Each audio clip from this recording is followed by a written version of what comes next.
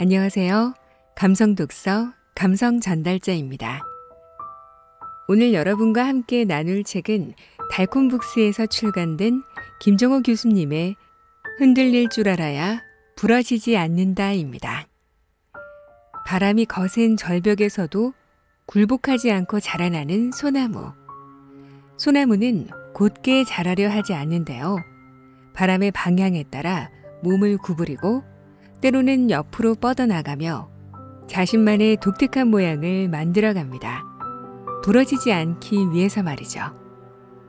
30년간 행복을 연구해온 덕성여자대학교 심리학과 김정호 교수님은 흔들릴수록 강해지고 버틸수록 연약해진다고 이야기합니다. 급변하는 세상 속에서 우리의 마음은 점점 더 피폐해져 가고 그렇기에 더욱 간절히 마음을 다스리는 지혜가 필요한 요즘인 것 같은데요. 삶이 힘들 때 우리는 쉽게 환경 탓, 남 탓을 하게 됩니다. 정작 나를 가장 괴롭게 하는 건 우리 자신인데 말이죠. 저자는 흔들리는 삶 속에서도 자유롭고 행복하고 평온한 진짜 나로 살아갈 수 있는 길로 우리를 안내하고 있는데요. 그럼 지금부터 김정호 교수님의 흔들릴 줄 알아야 부러지지 않는다.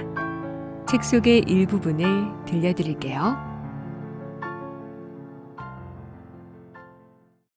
당신이 선택한 오늘을 사랑하라.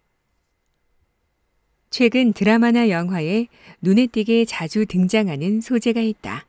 바로 평행우주다. 다중우주나 다차원 우주 등으로도 불리는 평행우주는 현재 우주 외에 다른 우주가 존재할 수도 있다는 이론 혹은 상상력에서 나온 개념이다. 이 소재는 주로 주인공이 하나의 선택 앞에서 그 선택을 하는 경우와 그 선택을 하지 않은 경우로 나누어서 그에 따라 서로 다르게 펼쳐지는 주인공의 인생을 보여주는 식으로 쓰인다. 이처럼 우리 인생은 순간의 선택으로 방향이 달라지기도 하는데 그 선택이 크든 작든 나쁜 결과를 가져왔을 때 우리는 그때 무엇을 했더라면 하고 후회를 한다. 또는 부정적 결과가 자신이 아닌 다른 사람의 행위 혹은 선택 때문이라고 생각하는 경우에는 그 사람이 무엇을 했더라면 하고 원망한다. 특히 선택의 결과가 큰 영향력을 갖는 경우에는 후회나 원망이 더 크고 오래 간다. 선택의 결과보다 태도가 중요하다. 유념해야 할 것은 선택에 따른 결과도 중요하지만 결과에 따른 나의 태도와 그에 따른 행동이 더 중요하다는 사실이다. 결과를 받아들이는 나의 태도와 행동 역시 나의 선택이다. 그 선택은 또 다른 결과를 불러오고 이러한 선택과 결과의 반복이 우리의 인생을 만들어간다. 선택의 결과는 끝이 아니라 새로운 선택의 시작이다. 부정적인 결과를 가져온 선택에 후회나 원망을 하는 것도 하나의 선택이며 이를 교훈으로 삼아 더 나은 결과를 가져오기 위해 노력하는 것도 하나의 선택이다. 수없이 많은 황금잎이 떠내려오는 냇가에서 제한된 시간 동안만 황금잎을 건져갈 수 있다고 하자.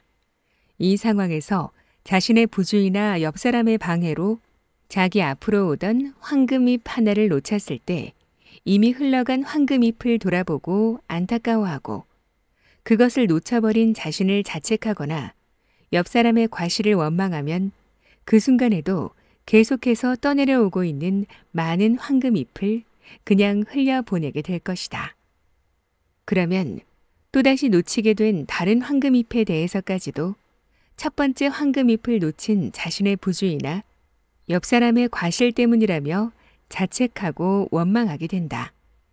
결국 자책과 원망은 주어진 시간이 끝날 때까지 눈덩이처럼 커질 것이다. 자기 자신 혹은 다른 사람의 선택으로 인한 부정적 결과에 후회 또는 원망이라는 선택을 하는 사람은 이미 놓쳐버린 황금잎에 집착하는 사람과 같다. 한쪽 문이 닫히면 한쪽 문이 열린다.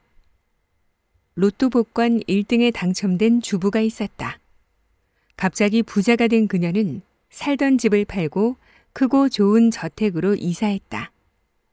그런데 남편이 다니던 직장을 그만두고 새로 사업을 하겠다고 하며 당첨금을 전부 가져가 몽땅 날려버렸다. 게다가 남편이 바람을 피워서 결국 이혼까지 하게 됐고 그녀는 예전에 살던 동네로 다시 돌아올 수밖에 없었다. 어떤 여성은 샀던 5장의 로또 복권 가운데 한 장을 잃어버렸는데 그 복권이 1등에 당첨되었다. 그녀는 거의 한 달 동안 설거지하면서도 울고 걸레질하면서도 눈물을 흘렸다. 그러나 누가 알겠는가? 그 잃어버린 로또 복권이 가정이 풍비박산나고 끝없는 불행의 나락으로 빠지는 것을 막아주었는지를. 매년 대학 입학시험 결과가 발표되면 만족하는 학생도 있지만 실망하는 학생도 많다. 시험 결과가 좋지 않아 자신이 원하던 대학이나 학과는 아니지만 그럭저럭 붙은 학교에 곧바로 입학하기로 한 학생도 있을 것이고 한 해를 더 공부하기로 한 학생도 있을 것이다. 어떤 선택을 해도 좋지만 후회나 자책 또는 원망이라는 선택은 하지 말기 바란다. 우리의 인생은 끊임없는 선택의 연속이다. 하나의 선택이 그 후에 모든 결과를 결정짓지는 않는다. 훗날 뒤돌아보면 자신이 원하지 않던 대학이나 학과에 가거나 재수를 한 것이 더 잘된 일인지도 모른다. 평행 우주를 다룬 많은 드라마나 영화를 보면 단 하나의 아주 사소한 결정으로 인생의 행로가 완전히 달라진다. 그러나 우리 앞에는 한 번에 하나가 아니라 여러 문이 놓여 있다. 또한 우리 인생에서 문은 한 번만 열 수 있는 게 아니라 무수히 열 수 있다. 지금 당신은 어떤 문을 선택하고 있는가? 그리고 또 어떤 문들을 열어갈 것인가? 하는 일이 괴롭다면 의미를 떠올려라. 텔레비전에서 감자 깎는 칼을 파는 노인의 얘기를 본 적이 있다. 80 정도의 조 아데스라는 노인은 뉴욕의 길모퉁이에 앉아 $5짜리 감자 깎는 칼을 판다. 하지만 우리의 통념과 다르게 입고 있는 양복은 $1000가 넘는다. 그뿐만 아니라 감자 깎는 칼로 돈을 많이 벌어 맨해튼의 훌륭한 저택에서 부인과 함께 산다. 저녁에는 고급 식당에서 부인과 값비싼 음식을 먹으며 손녀에게는 학비를 지원하고 있었다. 진행자가 노인에게 질문했다. 할아버지, 매일 감자 깎는 칼을 파는 것이 지겹지 않으세요? 좀 더 자신이 좋아하는 일을 하고 싶지 않으세요? 그러자 노인은 대답했다. 자신이 하는 일을 좋아하면 돼요. 뉴욕의 그 노인은 종일 단지 감자 깎는 칼을 팔면서도 지겨워하기는커녕 그 일을 좋아하는 모양이다. 어떻게 하면 자신이 하는 일을 좋아할 수 있을까? 자신의 일을 좋아하는 방법. 한국 사람은 자신의 일을 얼마나 좋아할까? 2019년 취업 포털 잡코리아에서 직장인 685명을 대상으로 직장 만족도를 조사했다. 그 결과 무려 직장인 3명 중 1명이 현재 다니는 직장에 불만족한 것으로 나타났다. 불만족으로 응답한 사람들에게 이유를 묻자 연봉 수준 때문이라는 답변이 가장 많았고 그 다음으로 일하고 있는 상사나 동료에 대한 불만, 회사 조직 문화나 복지 문화에 대한 불만이라는 대답이 뒤따랐다. 설문조사 결과를 보면 직장 만족도는 연봉이나 주변 사람 등 직장 자체의 특성에 영향을 받는다고 볼 수 있다. 그러나 같은 직장을 다니더라도 직장 만족도는 사람마다 다르다. 즉, 직장 만족도는 직장이라는 외부 변인뿐만 아니라 직장인 개인 특성에 따라서도 달라진다는 뜻이다. 그러면 개인의 어떤 특성이 동일한 직장에 다니면서도 만족감을 높이거나 낮추는 것일까? 직업을 보는 관점은 크게 생업, 경력, 소명으로 나눌 수 있다. 직업을 생업으로 생각하는 사람은 직업에서 물질적 이득에만 관심이 있지 다른 종류의 보상은 얻으려고 하지 않는다. 그에게 직업은 단지 생계를 위한 수단일 뿐이다. 이와 달리 직업을 경력을 쌓는 관점에서 보는 사람은 이를 통해 더 높은 사회 지위, 권력, 자존심이라는 보상을 얻으려고 한다. 끝으로 직업을 소명으로 보는 사람은 이를 자기 삶과 분리해서 보지 않는다. 그는 이를 즐기며 자신이 하는 일이 보람있고 사회적으로 가치 있다고 생각한다. 심리학 연구에 따르면 직업을 소명으로 여기는 사람은 직업을 생업이나 경력 수단으로 생각하는 사람보다 직업 만족도가 더 높았을 뿐만 아니라 삶 전반의 만족도 역시 더 높았으며 결근율은 더 낮았다. 이런 연구 결과에 이의를 제기하며 소명으로 받아들이기가 더 쉬운 직업이 따로 있다고 주장하는 사람도 있다. 예술가, 교사, 의사, 과학자, 변호사는 다른 직업에 종사하는 사람보다 직업을 소명으로 여기기가 더 쉽다는 식으로 말이다.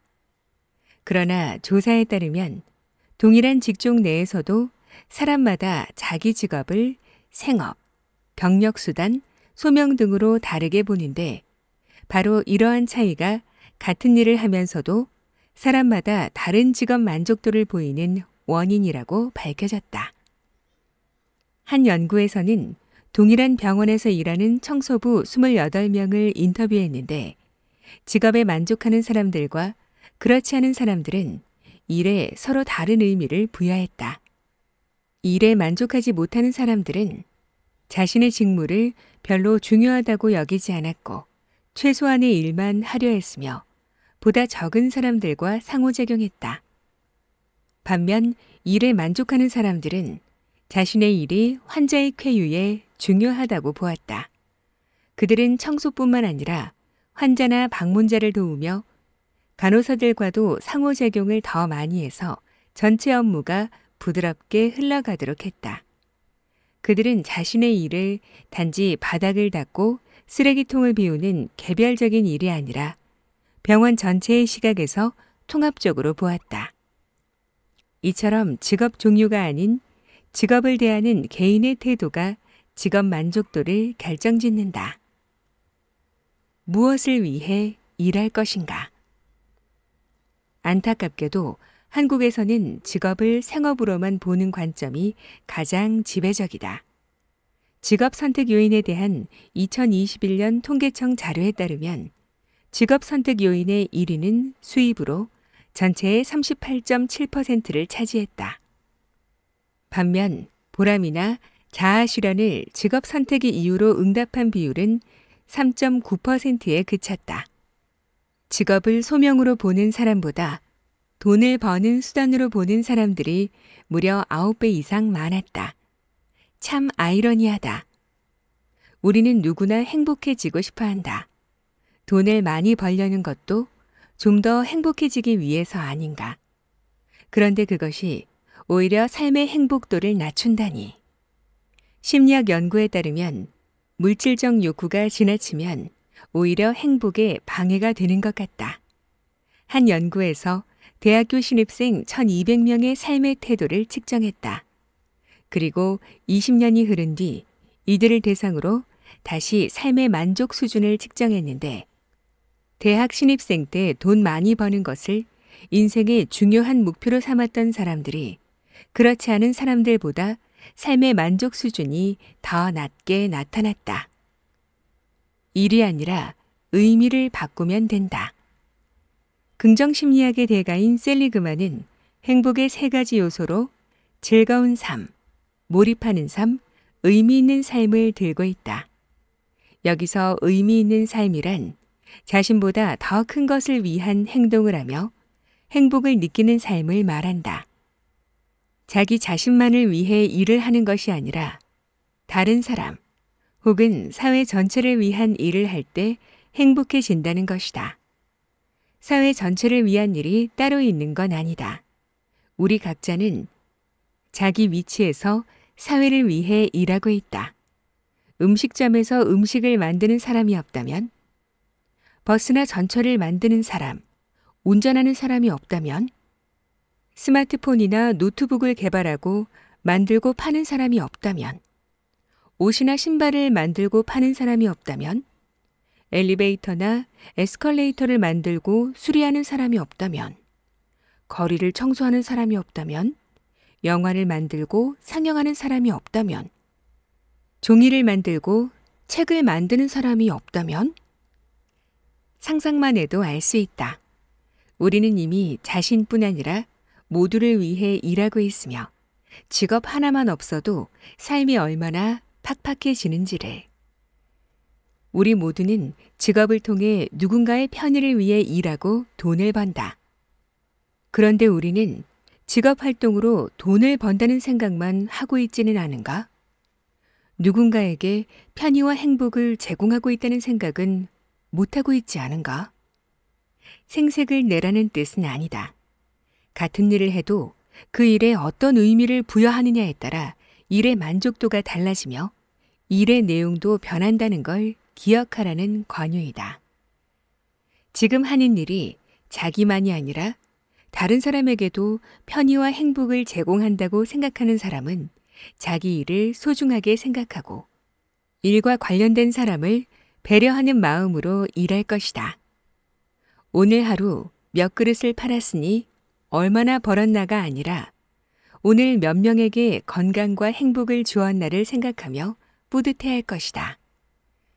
고객을 돈벌이 대상으로 보지 않고 살아있는 한 사람으로 볼 것이다. 당연히 서로 인간적 교감을 나누게 되니 일 자체가 더 행복해질 것이다. 또한 자기 일을 따로 떨어진 것으로 보지 않고 다른 사람들이 하는 일과의 전체 관계 속에서 본다면 직장 동료들과의 관계를 중시할 것이고 결국 함께 일하는 사람들과의 관계에서 더 많은 만족을 얻게 된다. 이들에게 일에서 버는 돈은 보너스가 될 것이다. 당신에게 직업이란 무엇인가? 기대하지 않으면 삶이 편해진다. 일상생활에서 스스로 많이 사용하기도 하고 듣기도 하는 말 중에 스트레스 받는다라는 말이 있다. 학생들은 과제와 시험과 취업 문제로 스트레스를 받는다. 어떤 사람들은 다이어트 때문에 스트레스를 받고 직장인은 업무와 직장 상사 때문에 스트레스를 받는다. 우리는 여기서 받는다라는 표현 방식을 따져볼 필요가 있다. 과연 스트레스는 받는 것인가? 스트레스가 무슨 주고받는 물건이라도 되는가? 스트레스는 밖에서 오지 않는다. 스트레스는 그냥 밖에서 주어지지 않는다. 한 손만으로는 손뼉을 칠 수 없듯 우리 내부에 욕구, 즉 동기가 없으면 스트레스도 없다. 이 관점에서 앞의 예를 설명하면 좋은 성적을 얻고 싶다라는 동기가 학업 스트레스를 만들고 취업하고 싶다라는 동기가 취업 준비생의 스트레스를 배가한다. 멋진 몸매를 바라기에 다이어트라는 스트레스가 찾아오고 일을 잘하고 싶고 인정받고 싶다는 욕구가 직장인을 괴롭게 한다. 물론 대부분의 사람이 바라는 바를 스트레스의 한 원인이라고 말하는 것은 다소 억지스러울 수 있다.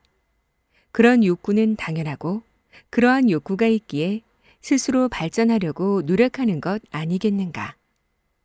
적당한 욕구는 우리를 성장시키는 건강한 추동력이 된다. 하지만 욕구가 과도하면 그때부터 문제가 생긴다. 비현실적일 정도로 과도한 욕구를 갖게 되면 결코 욕구를 충족시킬 수 없다. 그 결과 항상 욕구 좌절, 즉 동기 좌절이라는 스트레스 상태에 있게 된다. 또한 과도한 동기는 미래에도 충족시킬 수 없을 것 같다는 생각이 들기 때문에 스트레스의 또 다른 유형인 동기 좌절 예상의 스트레스 상태에 놓이게 된다. 반면 현실적이고 적절한 동기라면 일시적으로 좌절되더라도 그 충족을 위해 더욱 매진하여 동기 충족이라는 웰빙을 경험하게 된다. 또한 미래에도 충족할 수 있으리라는 자신감이 있기에 웰빙의 또 다른 유형인 동기 충족 예상의 상태에 있게 된다. 따라서 비현실적이거나 과도한 동기라면 단념하거나 적절한 크기의 동기로 줄이도록 해야 하고, 현실적이고 적절한 동기라면 포기함 없이 최선을 다해 추구해야 한다. 그래야 스트레스를 줄이고 웰빙을 늘리는 삶이 된다. 할 수 있는 것과 할 수 없는 것. 자신에게 있는 동기 가운데 어떤 동기가 비현실적이거나 과도하고 어떤 동기가 현실적이고 적절한 것일까? 신학자 라인홀드 니버의 평온의 기도라는 유명한 기도문에도 이런 문제의식이 담겨 있다. 신이시여, 제가 바꿀 수 없는 것은 받아들이는 평온을 주시고, 바꿀 수 있는 것은 바꾸는 용기를 주시고, 이 둘의 차이를 알 수 있는 지혜를 주소서. 이 기도문을 동기와 관련지어 보면 충족할 수 있는 적절한 동기라면 용기를 가지고 충족하기 위해 노력하고, 동기가 비현실적이고 과도하다면 그러한 동기는 평온한 마음을 가지고 포기하거나 줄이는 것이 바람직하다. 중요한 건 먼저 이 둘의 차이를 아는 지혜이다. 지혜가 없다면 동기를 포기하거나 적절하게 줄여야 할 때 충족하려고 헛된 노력을 할 것이고, 동기를 충족하기 위해 좀 더 매진해야 할 때 노력하지 않고 포기하는 어리석음을 보이게 될 것이다. 이 둘을 분별하는 지혜를 어떻게 얻을 것인가? 그냥 신께 달라고 기도하면 되는가? 물론 간절한 기도도 도움이 될 것이다. 그러나 평소에 자신을 잘 들여다보면 경험을 통해 다음과 같이 동기의 적절성을 알 수 있는 지혜를 얻게 된다. 과도한 동기에는 늘, 항상, 언제나 등이 포함된다. 자신이 바라는 바가 시간적으로 예외 없이 충족되어야 한다는 것이다. 또 과도한 동기에는 모든도 포함된다. 자신이 바라는 바가 공간적으로 예외 없이 모든 대상에 대해 충족되어야 한다는 것이다. 진정한 친구라면 내가 만나자고 할 때 언제나 나와주어야 한다. 이런 생각을 하는 사람의 동기를 충족시킬 수 있는 친구가 있을까? 과도한 동기가 있으면 좌절을 피하기 어렵다. 잘 지내다가도 한두 번 만나자고 했을 때 못 나온 친구를 향해 이 친구도 진정한 친구가 아니다라고 생각하며 실망하고 멀어지게 된다. 진정한 친구라면 서로의 모든 면을 속속들이 다 알아야 한다라는 생각을 하는 사람 역시 친구에게 과도한 동기를 갖게 된다. 이런 사람은 친구에 관해 모르던 것을 다른 사람에게 듣게 되면 그 친구에게 배신감을 느낀다. 남편은 돈도 잘 벌고 아이와 잘 놀아주고 아이 교육에도 관심을 보이고 가사도 분담하고, 이 가운데 하나라도 제대로 하지 않으면 좋은 남편이 아니다. 이런 생각을 하는 아내는 남편에게 과도한 것을 바라게 된다. 결국 자신의 동기는 충족되지 않고 남편과의 불화를 피하기 어렵다. 세상에 완벽은 없다. 다른 사람에게만 아니라 자기 자신에게도 과도한 동기를 갖는 경우가 많다. 사람들과 만나도 즐겁지 않다면 자신에게, 모든 사람에게 언제나 관심을 받아야 한다는 과도한 동기가 있는지도 모른다. 이러한 동기는 충족되기 어렵고 결국 침울한 기분이라는 열매를 낳는다. 맞벌이하는 직장인은 직장에서 아이를 키우니까 이 모양이다라는 말을 안 듣기 위해 완벽하게 일을 하고 집안일도 잘하고 아이도 잘 키우고 집안 대소사도 다 챙겨야 한다며 스스로에게 과도한 짐을 지운다. 이 모든 것을 완벽하게 해내는 사람이 몇이나 될까? 과도한 동기를 갖는 사람은 끊임없는 스트레스에 시달릴 수밖에 없다. 주변의 모든 사람에게 늘 인정받고 사랑받아야만 한다는 과도한 동기가 있으면 사소한 일에도 큰 스트레스를 느낀다. 예를 들어 길에서 아는 사람에게 인사를 했는데 그 사람에게 인사를 받지 않고 그냥 지나갔다면 그 일을 두고 왜 그랬을까? 내가 뭘 잘못했나? 도대체 나에게 어떻게 그럴 수 있나? 내가 그렇게 못났나와 같은 질문을 종일 곱씹으며 스트레스를 만든다. 사람들은 100이면 100, 모두 자신에게는 과도한 동기가 없다고 말한다. 자신의 소망이 모두 이루어지기를 원하는 건 상식적으로 말이 되지 않는다고 생각한다. 그러나 일상에서 스트레스를 받을 때 자기 마음을 가만히 들여다보면 비상식적인 과도한 동기가 있음을 알게 된다. 특히 동기가 좌절되었을 때 스트레스가 크게 느껴지고 자꾸 반추하게 되고 오래 지속된다면 그 동기가 과도한 동기일 가능성이 높다. 좋은 친구나 좋은 배우자를 바라는 것이 잘못된 것은 아니다. 자기 역할에 충실하고자 하는 마음도 바람직하다. 사람들에게 인정받고 사랑받는 것을 싫어할 사람이 어디 있겠는가. 다만 그 동기가 과도하면 문제가 된다. 모든 면에서 모든 사람에게 언제나 바랄 때 과도한 동기가 되는 것이다. 우리가 사는 지구는 천국이 아니다. 모든 일이 언제나 뜻대로 되지는 않는다. 때로는 좌절을 경험할 수밖에 없다. 나름대로 바라는 바를 추구하되 지나치지 않도록 하자. 이럴 때 자연스럽게 행복해진다. 스트레스를 받더라도 그럴 수 있다. 별일 아니다 라고 생각하며 조금 더 가볍게 만들어서 날려보내게 될 것이다. 나를 사랑하는 것이 먼저다. 자전거는 소시적에 타보고 성인이 된 이후에는 탈 기회가 거의 없었다. 그러다가 2달 전 아내의 제안으로 자전거를 샀다. 아내와 함께 장을 보고 한강에 나가고 공원으로 소풍을 가면서 자전거의 즐거움을 알았다. 일주일에 한두 번은 30km 정도 거리에 있는 직장에 자전거로 출퇴근하기도 한다. 자전거를 타면서 느낀 점이 몇 가지 있는데 그중 하나는 분노나 공격성이 자신의 약점 때문에 나타난다는 것이다. 자전거를 산 지 얼마 안 됐을 때는 보행도로를 옆에 두고도 자전거 도로를 다니는 사람들에게 짜증이 나서 배를 마구 울렸다.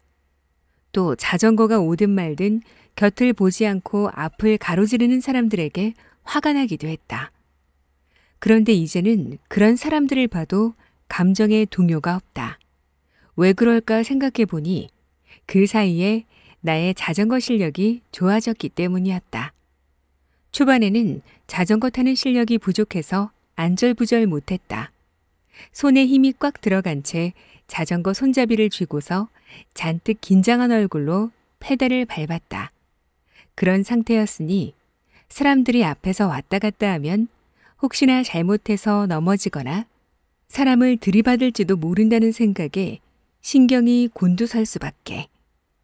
그러나 이제는 장애물을 여유 있게 피할 정도로 실력이 늘어서 사람들이 있어도 긴장하지 않고 지나간다. 예전에는 보이지 않던 주위 풍경도 즐기면서 말이다. 부족감은 분노로 나타난다. 인간관계에서도 이와 유사한 현상을 볼 수 있다.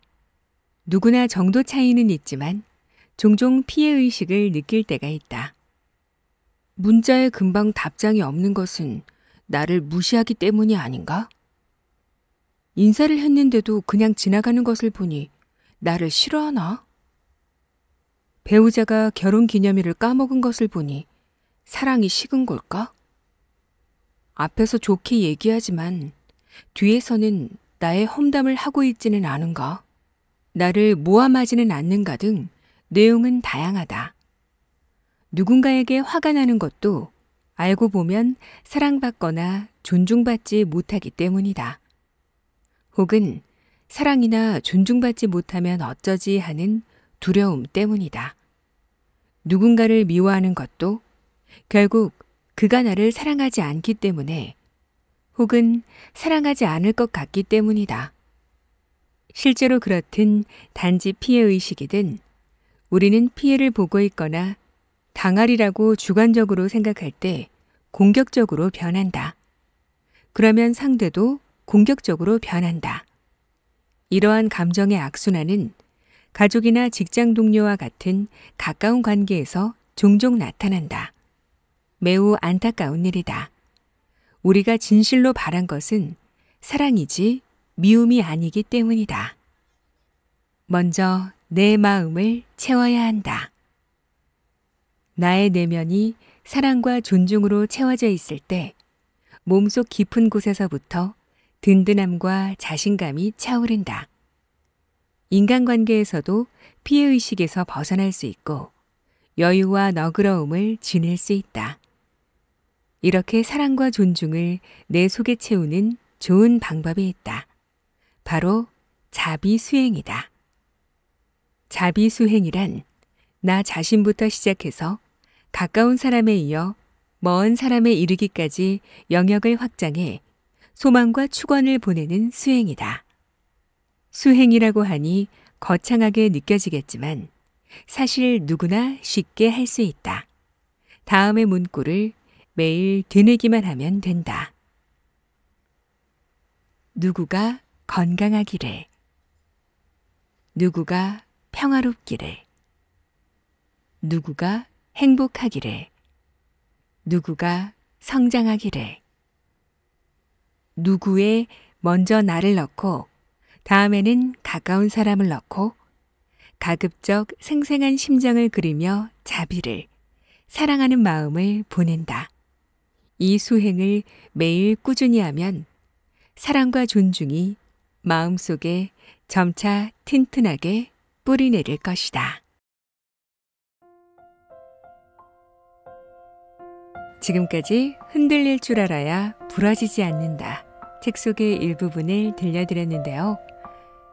당신이 선택한 오늘을 사랑하라 라는 챕터에서 시작해서 일의 의미를 찾고 기대를 내려놓는 여유로움을 배우고 마지막으로 나 자신을 사랑하는 것의 소중함까지 이 4가지 이야기를 들려드렸는데요.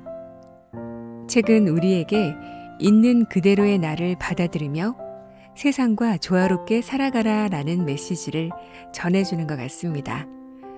소나무가 바람에 맞서 싸우지 않고 바람과 함께 춤을 추듯이 우리도 인생의 거친 바람들과 맞서지 말고 그것을 받아들이며 우리만의 모습으로 성장해 나갈 수 있도록 하는 것이 중요한 것 같아요.